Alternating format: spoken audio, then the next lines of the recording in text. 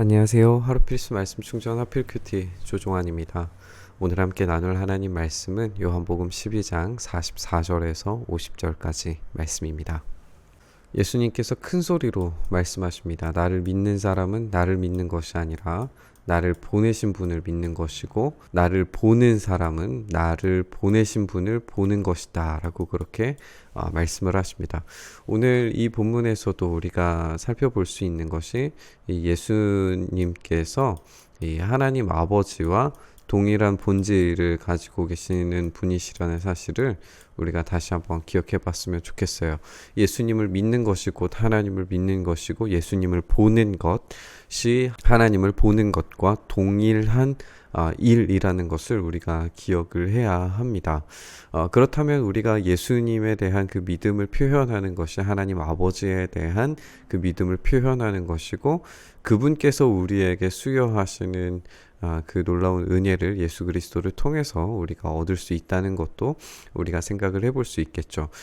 반대로 생각을 해서 우리가 하나님께서 우리에게 주시는 진노를 그러면 어떻게 이해를 할 것인가? 하나님께서 공의와 정의를 위해서 진노를 내리실 때에 그 진노는 누가 감당하게 되는가? 우리는 이제 그 진노를 감당했다가는 모두 다 죽게 되니까 그런 진노를 누가 감당하시는가? 그게 곧 이제 예수님께서 하시는 사역이었다라고 하는 걸 우리가 생각을 해볼 수가 있습니다. 그래서 오늘 본문에서는 그 예수님의 그 역할을 우리가 생각을 해볼 수 있도록 예수님께서 말씀하세요. 나는 세상의 빛으로 왔다라고 그렇게 말씀하시면서 나를 믿는 사람은 아무도 어둠 속에 머무르지 않도록 하려고 하는 것이다. 우리가 어제 말씀 함께 생각을 해보면 예수님께서 이 빛으로서 오셨지만 그분께서 떠나셨을 때에 그들은 그 무지와 어두움 가운데 방치될 수밖에 없었다는 것을 우리가 생각을 했죠. 그렇다면 오늘 이 본문에서도 예수님을 믿는 사람은 어둠 속에 머무르지 않는다. 반대로 말해서 예수님을 믿지 않는 사람, 예수님에 대한 그 신뢰를 잃어버린 사람은 결국 어두움 속에 머물러 있는 사람이라는 걸 우리가 알 수가 있죠. 사람이 내 말을 듣고서 그것을 지키지 않는다고 하더라도 나는 그를 심판하지 않는다. 나는 세상을 심판하러 온 것이 아니라 구원하러 왔다 라고 하시면서 이제 예수님께서는 구원하시는 분이세요.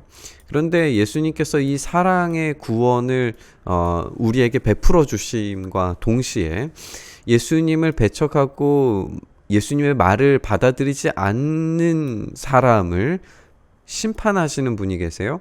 그 심판하시는 분이 따로 계시는데 이것이 이제 마지막 날에 일어나게 될 것이고 이 마지막 날 심판하시는 분이 바로 하나님이시라는 걸 우리가 알 수가 있습니다. 그러니까 예수님께서 이 최후의 마지막의 마지막 그 최종적 심판의 날이 오기 전까지는 우리를 향하여서 끊임없는 인내와 참으심으로 우리에게 이 구원 베푸시기를 멈추지 않으실 거예요. 그것을 끝까지 받아들이지 않고 예수님의 말씀을 믿지 않음으로 말미암아 결과적으로 하나님을 배척하는 사람 인 거죠. 우리가 이제 살펴본 것처럼 예수님과 하나님이 동일한 본질이시기 때문에 예수님을 배척하고 예수님의 말을 받아들이지 않는 사람이 곧 하나님을 배척하고 하나님의 말씀을 받아들이지 않는 사람이라는 걸 우리가 알게 되는 거죠.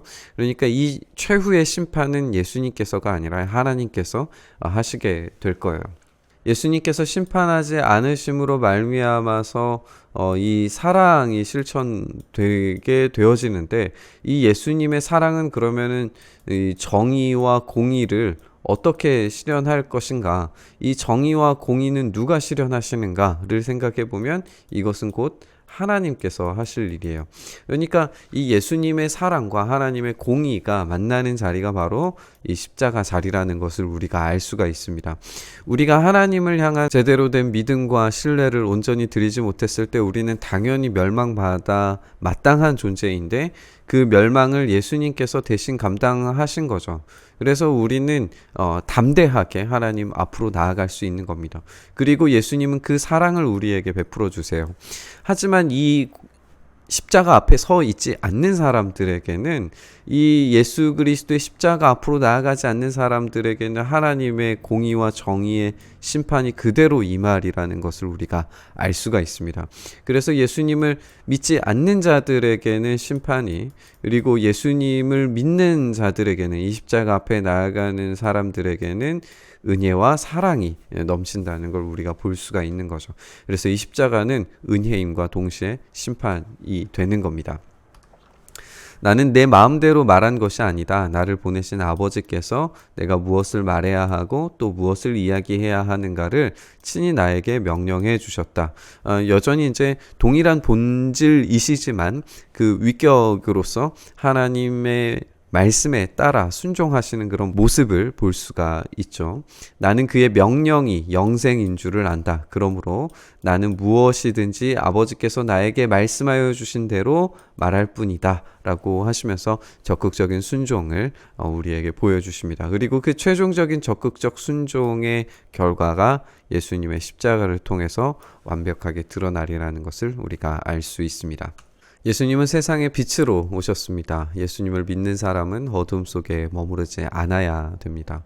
우리는 어제의 본문을 통해서 예수님께서 숨으셨을 때 어둠 속에 있을 수밖에 없음을 발견을 했죠. 오늘 본문에서 예수님은 더욱 빛 가운데 거해야 할 이유에 대해서 설명을 하십니다. 그것은 이 빛 가운데 거하지 않았을 때의 그 심판이 최종적이고 영원한 하나님께서 내리시는 심판이라는 사실을 예고하시기 때문이에요. 예수님은 심판이 아니라 사랑하시고 구원하러 세상에 오셨습니다. 하지만 이 심판이 사라지는 것이 아니라 하나님 아버지를 통해서 영원하고 근원적으로 이루어질 것에 대해서 예고하고 계십니다. 우리는 복음 안에 거하는 삶이 어떤 피상적인 도덕으로 그친다라고 생각을 해서는 안 됩니다. 사랑은 정의와 공의를 포함하는 것입니다.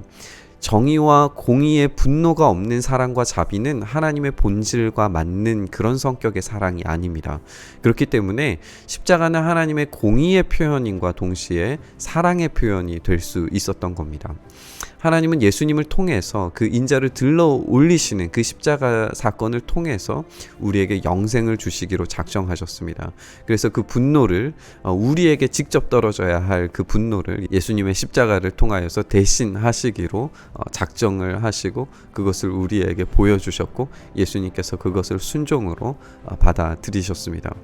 예수님을 믿는 자들에게는 그래서 십자가 아래에서 내려오는 그 은혜를 누리고 우리가 최종적인 심판의 자리에 서지 않고 예수님의 그 십자가 보호 아래에서 온전한 영생을 누리면서 살 수 있게 되겠지만 십자가 밖에 벗어나 있는 사람들에게는 공의와 심판이 하나님 아래에 직접 떨어지리라는 것을 우리가 이 본문을 통해서도 생각을 해볼 수 있는 겁니다. 결국에는 예수님의 들려 올려지심, 이 십자가 사건이 정의와 공의의 시작입니다. 그렇기 때문에 오늘 우리가 이 십자가의 두려운 심판 앞에 엎드려서 용서와 자비를 구할 때에 영원한 생명을 예수 그리스도로부터 받을 수 있다는 사실을 다시금 묵상할 수 있게 되는 것 같습니다. 이 최종적인 심판은 그래서 우리에게 두려움이 아니라 은혜의 자리가 될 겁니다. 오늘 이 심판이자 동시에 은혜의 사건은 십자가를 함께 묵상하면서 오늘도 우리에게 그 영원한 사랑을 베풀어 그 영원한 사랑을 베푸시려고 그 구원을 베푸시려고 오신 우리 예수님의 놀라운 사랑을 우리가 묵상하면서 이 말씀 묵상했으면 좋겠습니다. 주님, 그렇게 우리가 예수님의 사랑 안에 주님의 그 놀라우신 은혜 아래 그 십자가 아래 서기를 소망합니다. 우리를 향하신 그 놀라우신 사랑을 우리가 온전히 붙들게 하시고 그 사랑 안에서 참된 소망과 사랑을 회복할 수 있도록 주여 우리 마음을 붙드시고 인도하여 주시옵소서. 그렇게 우리의 삶에 일하시고 역사하시기를 간절히 소망하며 우리 주님 예수 그리스도의 이름으로 기도드리옵나이다. 아멘.